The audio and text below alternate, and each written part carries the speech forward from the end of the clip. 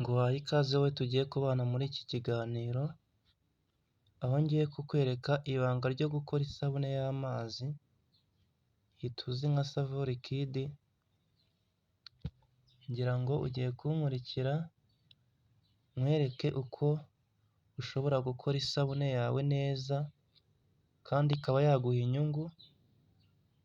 Iyo tuvuga ibanga kuko namwe ibintu tugiye gukora muraza kumbwira koko nimba muri komenti mumbwire niba koko ibyo mwabonye bishoboka, kandi namwe mushobora kuba mwabikora mukambwira koko bino bintu nimba bivamo inyungu. Ushobora kudakora byinshi nk'uko tugiye kubikora, ugakora bikeya. Izi ni litiro 60 tugiye gukora, ukagabanya ibipimo dukurikije ibyo twagiye dukora, noneho tukareba ese inyungu ishobora kuba yavamo irangana gute. Ngira ngo iyi ni ngaro n'umunyu tugiye kuvanga, ikiro kimwe cya ngaro n'ikiro cy'umunyu byose tukabivanga, noneho tugakora isabune yacu. Nta nubwo ari ngombwa kwirirwa dukoresha umwuko, reka tuvangishe intoki. Murankurikira tuvangishe intoki, noneho tube twakora isabune yacu mu gihe gitoya. Ngira ngo hari ukuntu umuntu ushobora gusanga akeneye gukora isabune ari kwihuta, ameze nk'umuntu wihuta usanzwe, wenda ukaba ushaka kuyikora nta kositike ufite, ariko kositike mvuga n'ubundi ni ngombwa kuyikoreshamo hano, ahubwo ndavuga kositike y'amazi, iyi ngiyi uba wafunguye. Niyo mpamvu nyine nkubwira ngo bishobora kuba ngombwa ko ukoresha kositike y'ifu mu gihe ukeneye gukora isabune byihutirwa. Nibyo rero twebwe tugiye gukora hano. Ngira ngo wenda ashobora kuba nta hantu mwigeze mubibona, cyangwa se nta n'uwo yigeze abibabwira, ariko ndagira ngo mubwire ko ibyo bintu bishoboka, tukaba twabikora kandi isabune yacu ikaza imeze neza. Iyi sabune tugiye gukora ni ya sabune ihangana n'ikintu cyitwa amavuta cyane, ihangana n'amavuta rwose, ku buryo ushyira ahantu hari amavuta ugahita ubona ko, cyangwa se ubona hari umukara. Ibintu by'amavuta kwa kundi uba usanga hari ibyuma byagiyeho amavuta bigahinduka umukara, ino sabune rwose ushyiraho mu kanya nko guhumbya ugahita ubona ko ino ari isabune ifashe kandi ibasha kuba yakuraho imyanda nyine ku kintu ushaka kogesha, nko koza moto, koza ibintu bigiye bitandukanye. Ino sabune yagufasha rwose nta kibazo.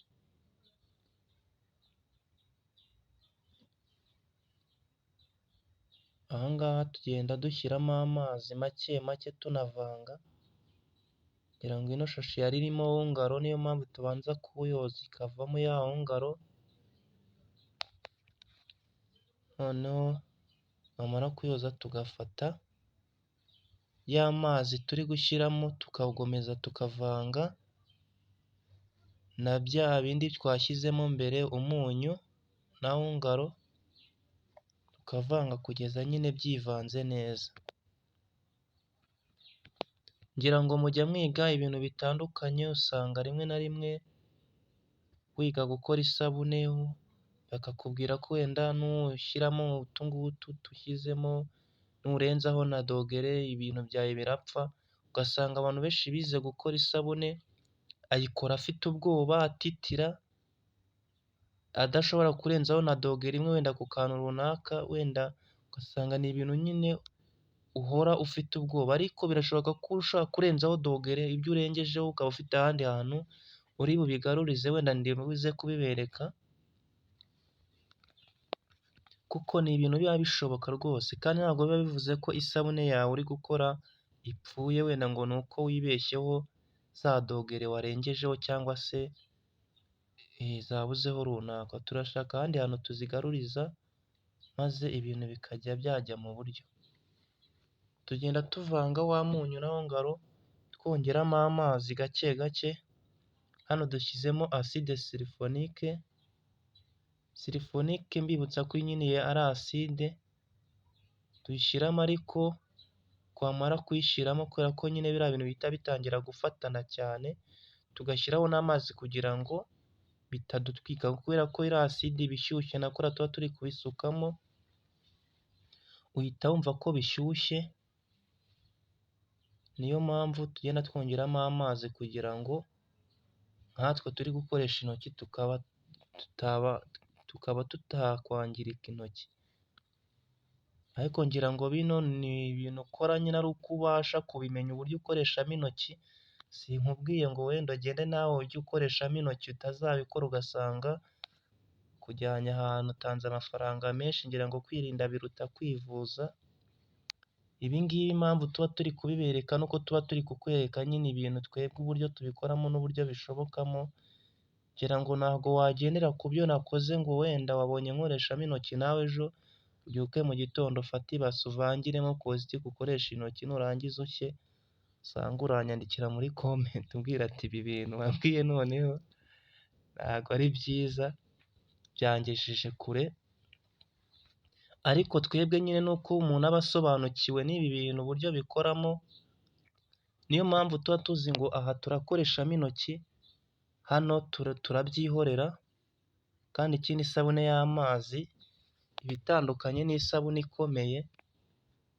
Uburyo rero umuntu wahuye na zino poroduwi aba azisobanukiwe aba atandukanye n'umuntu utazi iyo biva n'iyo bijya. Usanga anabikora anabitinya avuga ati kananguyeho ni ikibazo.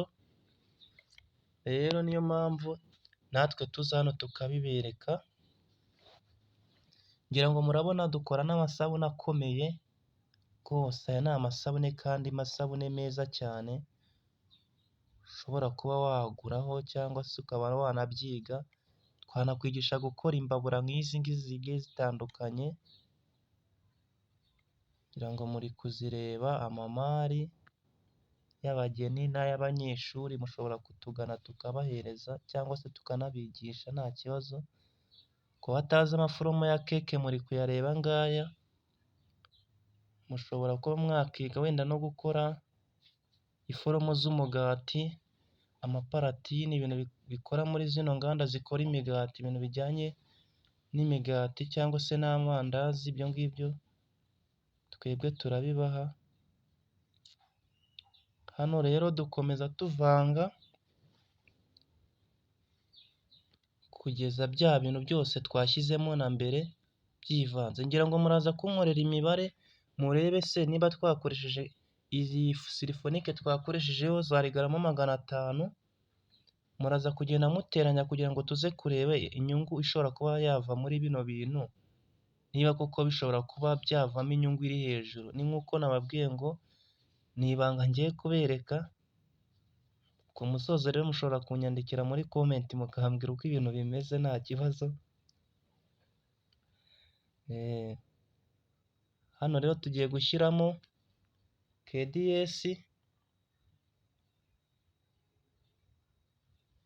KDS dushyizemo garama 250, niyo dushyizemo. Ubwo ku bari ku rutonde rw'umwe wenda mwabashije kwandika, n'iyo garama 250 muraza kuziteranyaho mugereranyije n'uko ibiciro byayo biba bihagaze ku isoko, tuze kureba niba noneho bishobora kuba byavamo inyungu nta kibazo.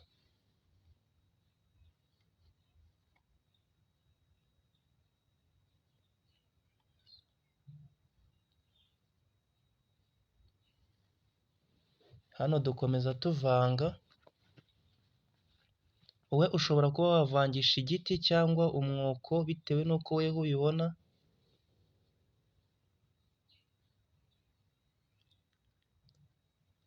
Ushobora kuba watwandikira kuri zino nimero ushaka kwiga cyangwa se ugize ibyo ukenera bimwe muri ibi ngibi tuba twaberetse,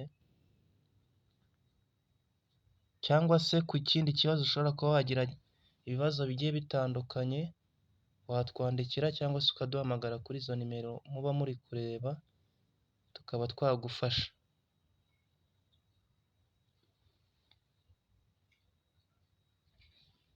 Turakomeza tuvanga twongeramo amazi, twongeramo amazi, dufata wa munyu tuwunoza neza, uba urimo ugenda ukoramo, wenda nkatwe tuba turi gukoreshamo intoki uba uri kumva ko hari ibitari byanoga, niyo mpamvu nyine twebwe kuba twavangisha intoki, uba uri kuvangisha intoki amenya ko hari ibitanoze kuruta umuntu uri gukoresha umwuko, kuko hari ibiba bitanoga nka biriya by'umunyu n'iki, ushobora gusanga wowe utabinogeje ugasanga isabune yawe nyine ntibimeze neza. Ariko hano kubera ko nyine uba ukozamo intoki ukabasha kumva uko ibintu bimeze, niyo mpamvu isabune yacu idashobora kuba yagira ikibazo. Ariko n'igiti cyangwa umwuko ibyo ngibyo birakora nabyo nta kibazo, ntabwo ari ngombwa ngo nkubwire ngo wenda nawe genda ukoreshemo intoki kuko uba udasobanukiwe uko bino bintu bikora. Niyo mpamvu ngusaba kugira ngo ubyitondeshe kandi ubashe kubikora neza, ubone isabune yawe kandi isabune nziza imeze neza. Murankurikira rero, ngira ngo niba wenda ushaka ubumenyi kuba wakwigira kuri YouTube hano, biba bisaba gukurikira akantu ku kandi, kuko hari ukuntu umuntu usanga aje agafungura videwo, ufungura umunota umwe, ibi ngibi ni ibintu biba bisaba ko nyine ufungura ukanareba, ntabwo ibi ngibi kuba twebwe tuba twafashe umwanya wacu tugakora videwo, ntabwo ari uko wowe uri buyirebe uba uri bwinjize ibintu byahura na videwo twakoze, ariko wowe ushobora kuba wabireba bikakugirira umumaro kuri interineti y'amafaranga makeya, kuba wagura interineti ya 200 cyangwa ya 500 ukareba videwo ukayirangiza, kimwe n'uko itanageramo bitewe n'umuyoboro waguriyeho. Rero bino bintu biragufasha kenshi ko waba uri no muri bizinesi usanzwe ukora. Ngira ngo hano turimutse tugiye gufata nitirisoro garama 70, nazo muraziteranyaho, dushyizemo iyindi basi muri kubibona, kubera ko nitirisoro nyine ihita ituma bifatana, murabibona ko mu kanya gatoya biraza kuba byafatanye, tuvange muri ya basi yindi twabonaga, murahita mubibona ko ibintu noneho bihise bimera neza. Kugira ngo nitirisoro yacu murayibona, dufashe ya sabune yacu twari tumaze kuvanga, turongeye tuyisukamo hano, turabivanga nanone neza kuko bihita bifata,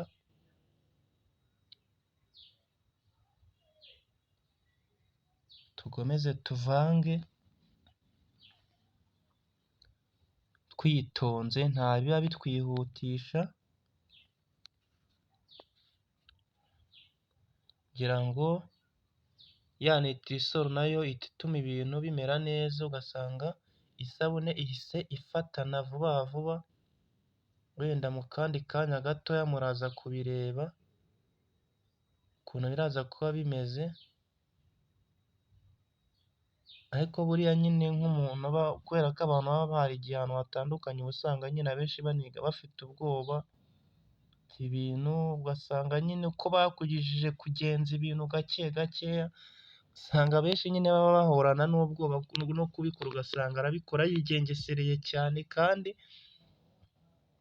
umuntu uba waramenyereye bino bintu abikora nk'aho nyine ari akazi gasanzwe nta n'ikintu yitayeho, kandi agakora ibintu byiza cyane kandi bikaba byamuha umusaruro akeneye.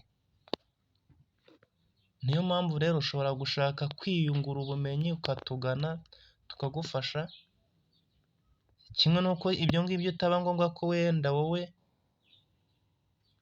aba ngombwa yuko wenda wowe waza ukarebera n'aha ngaha waranabyize n'ahandi nta kibazo, nahawe wongeraho ubumenyi, ntabwo aba ari ngombwa wenda kuvuga ngo uratugana, uba ariko ubonye ari ngombwa ko watugana wanatugana ntacyo bitwaye,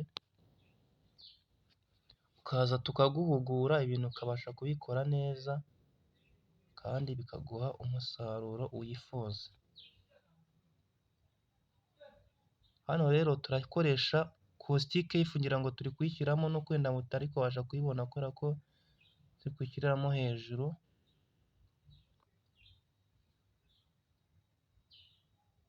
Caustic y'ifu iyo dushyizemo caustic nkeya garama 300 ntabwo aba ari nyinshi, turavanga neza za garama 300 ngira ngo mwe mukurikije ibyo twagiye dushyiramo muri guteranyaho nayo garama 300 ya caustic murumva ukuntu ihagaze. Mu mazi ngira ngo isabune yacu rwose muri kuyibona ko yamaze kuba isabune rwose, yabaye isabune wenda usibye ko hari ibindi bitutari twashyiramo byose murankurikira tape pari tape tubishyiremo byose birangire. Ngira ngo rwose hano turi kugenda twongeramo amazi, kuko amazi nyine nimba twavuze litiro 60 tugenda dushyiramo amazi nyine ko isabune yacu ibifashe cyane kugeza dusoje. Ubwo ya mazi aba ari hafi tugenda tuyongeramo nta n'ikibazo biba biteye, ariko wenda uba usanga nyine aho mwagiye mwigira hatandukanye mwaragiye munabyiga mu buryo butandukanye, ntabwo nabarenganya ariko hano akenshi tuba turi kubahugura tubereka n'uko ibintu mushobora kuba mwabikora mu bundi buryo kandi bikaba byagenda neza. Ushobora no gusanga nyine hari ubundi buryo wabibonyemo ariko ntabwo bivuze ko ubwo buryo wabibonyemo ari bwo bwizewe kuruta ubundi, cyangwa se ari bwo washingiraho cyane ngo ube wenda wabugenderaho uvuge ko ari bwo bwizewe. Ino produit tugiye gushyiramo bayita formalin, ni produit nziza cyane. Hano dushyiramo udufuniko 5. Iyi produit iradufasha cyane nayo mu isabune, kugira ngo muri kubibona ku bayizi mwarayibonye cyangwa se muzanayibaza. Niturangiza turongera nyine tukavanga neza kugira ngo bya bindi dushyizemo, ya formalin yacu dushyizemo ibashe kwivanga na bya bindi byose. Ngira ngo kubateranya rero nayo murayishyiraho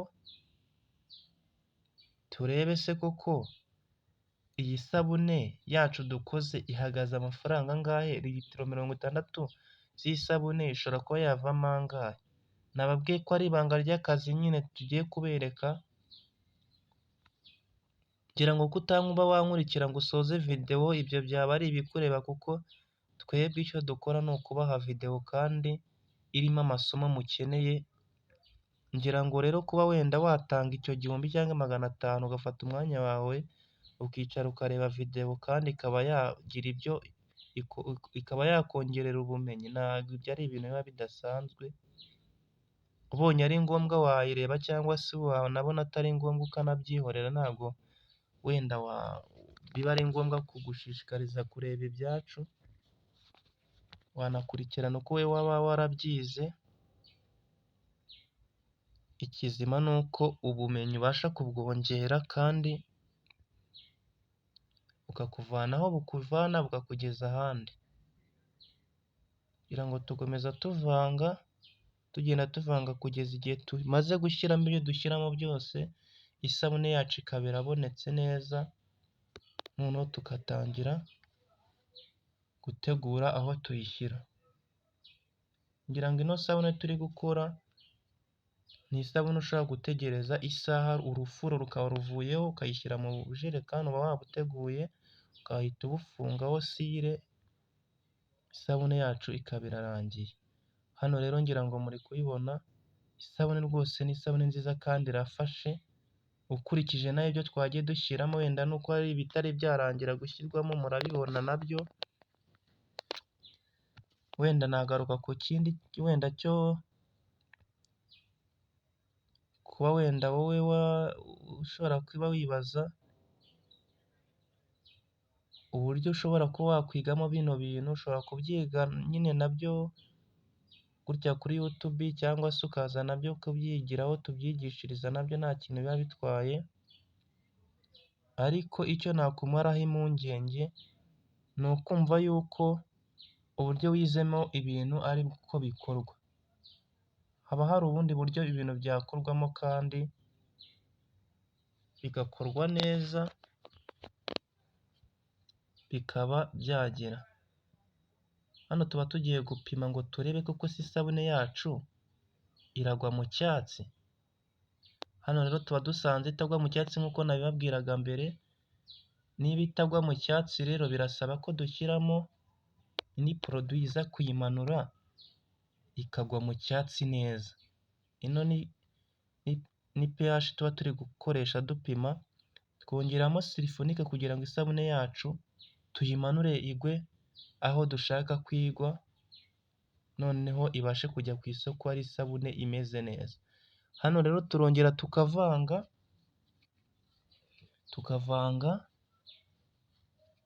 ya silifonike tukayivanga na ya sabune, tugenda twongeramo, ariko silifonike dushyizemo iya mbere twashyizemo mwabonye yari garama 500, tugiye kongeramo garama 250 nizo duteganyije ko zishobora kujyamo aha ngaha. Dusutsemo nkeya, mu kandi kanya wenda dushobora kuza gusanga isabune yacu itari yagwa mu gipimo neza, tukaba twakongeramo. Mbibutsa ko kuba wakongeramo silifonike, ushobora kongeramo silifonike ukongeramo n'amazi kugira ngo ibintu byacu bize kuza bitaguhombeje. Ngira ngo muri kureba, mwitonde turebe niba koko ino sabune yacu iraza kugwa mu cyatsi. Nze tubereke neza aho muraba mubireba, ntabwo yaguyemo, twongeyemo ya silifonike yaburaga. Tugiye kubanza tuyivange noneho turebe ko yaguye mu cyatsi neza. Ubwo urafata za garama 500 twabonye mbere, twongereho garama 250, noneho turebe koko silifonike yacu niba icyo twashakaga ko idufasha yakidufashije. Ariko buriya biba byatewe na ya kositike tuba twakoresheje, kubera ko kenshi ntabwo silifonike twakoresheje yo hari igihe ishobora kuba yarenze ugasanga ibintu ntibigenze neza. Niyo mpamvu rero ibipimo kuriya tuba twabiberetse, iyo ubonye nyine byarenze uko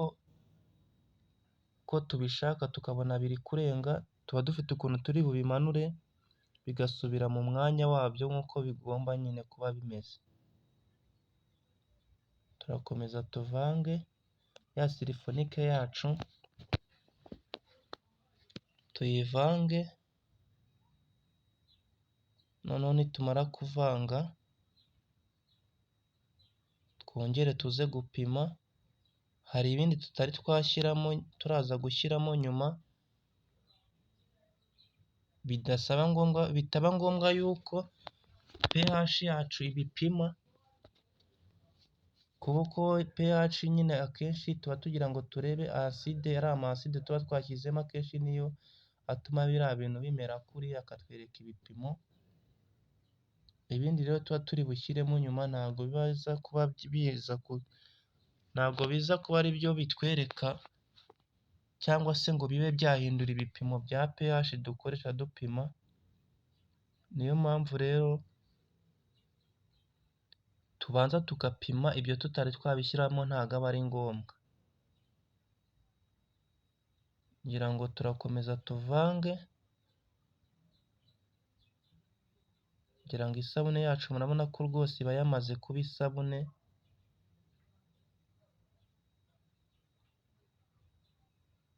Iba yamaze kuba isabune, tugiye gushyiramo turebe ya pH yacu niba koko isabune yabashije kumanuka ikajya aho twashakaga mu cyatsi.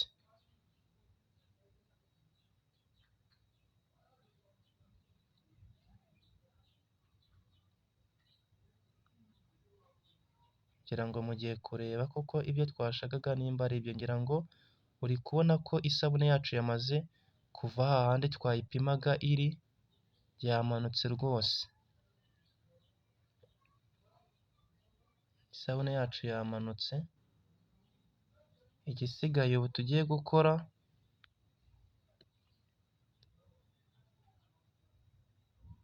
tugiye kuvanga, tuvanga twongeramo na bya bindi byose. Hano tuba tuyigabanyije kugira ngo dushyiremo iri bara,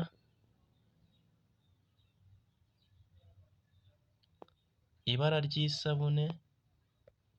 Tuba tugabanyije ya mazi yacu kugira ngo dushyiremo, tuba tugabanyije ya sabune yacu kugira ngo dushyiremo ibara.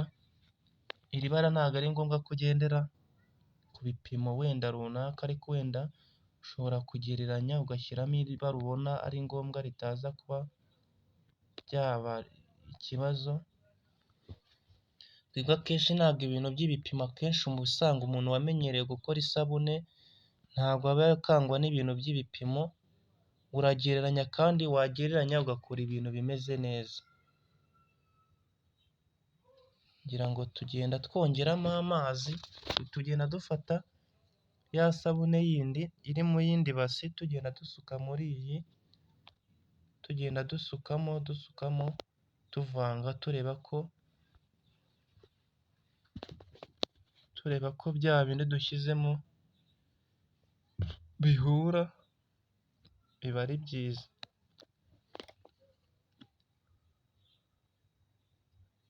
Ngira ngo ibara tuba dushyizemo, tuba tugomba gufata ya sabune twashyize muri ya basi yindi, tugakomeza tukayivanga, tubivanga n'iyi ngiyi, kugeza igihe rya bara ryacu dushaka byamaze kwivanga. Ngira ngo ubu uri kureba ko iryo dushyizemo riba rikiriho bya bintu bimeze nk'umweru, kandi tuba tugomba kubivanga, uyu mweru ugashiraho, isabune yacu ikaba irarangiye. Ngira ngo muri kubireba, aba ari isabune kandi nziza, ifashe, imeze neza. Tugenda twongeramo akandi kabara bitewe n'uko turi kubireba.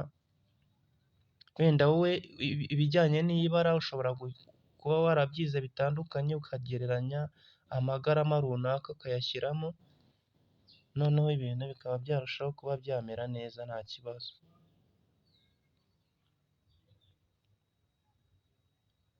Ngira ngo dukomeza tuvanga, genda uvanga gake gakeya. Wenda kuba waba uri kureba gutya wowe uri kuvangisha igiti nabyo nta kintu byagutwara, nta kintu na kimwe byagutwara. Genda tuyongeramo, tuyishyiramo ya yindi iba yari iri mu yindi basi, kugira ngo bibashe kwivanga neza.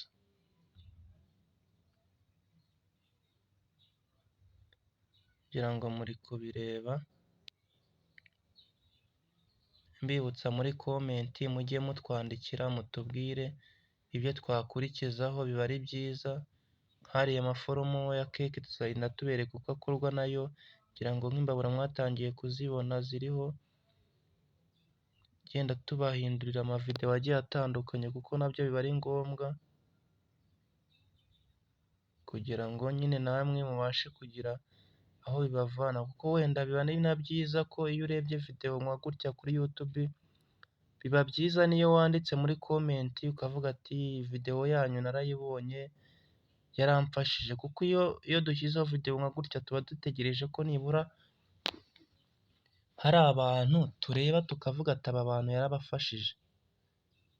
Naho nk'ibijyanye no gukora subscribe byo akenshi subscribe umuntu wayikoze we niwe ubona inyungu, kubera ko buri ko dushyizeho video ihita imugeraho atagombye kwirirwa ajya kure gushakisha muri YouTube yandika, kuko iyo agifungura YouTube video zacu ahita azibona mu za mbere nizo zimugeraho, kubera ko aba yaniyandikishije ko agomba kujya abona izo video zacu hafi. Aha ngaha dushyizemo impumuro, ngira ngo impumuro yo dushyizemo kano kaglycerine kamwe,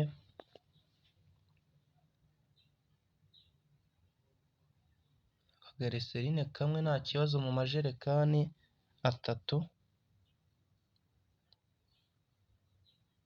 nta kintu kaba gatwaye, aba ari impumuro yumvikana nta kibazo. Ariko nari nkibabwira nyine ku bijyanye n'abantu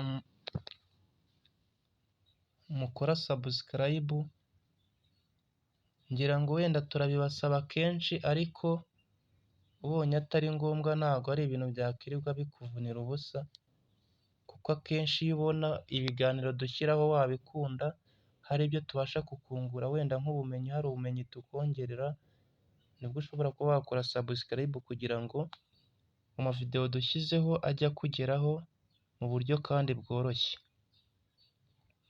Niyo mpamvu rero biba byiza. Hano rero turacyavanga ya sabune yacu kugira ngo yivange neza, maze ibintu birusheho kumera neza.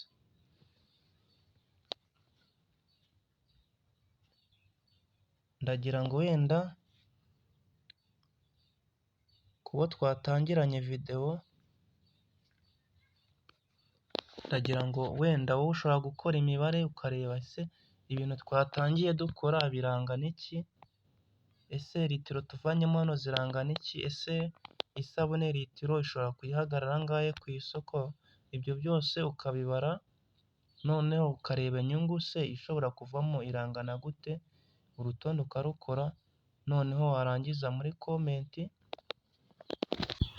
ukandikamo ukatubwira nyine uko ibintu wabibonye bimeze neza. Biba ari byiza cyane, ibyo biradufasha natwe buriya iyo tubona nyine umuntu uko yabikunze. Rero ndabashimiye kuba twabanye, Uwiteka abahe umugisha, turasubira mu kandi kanya.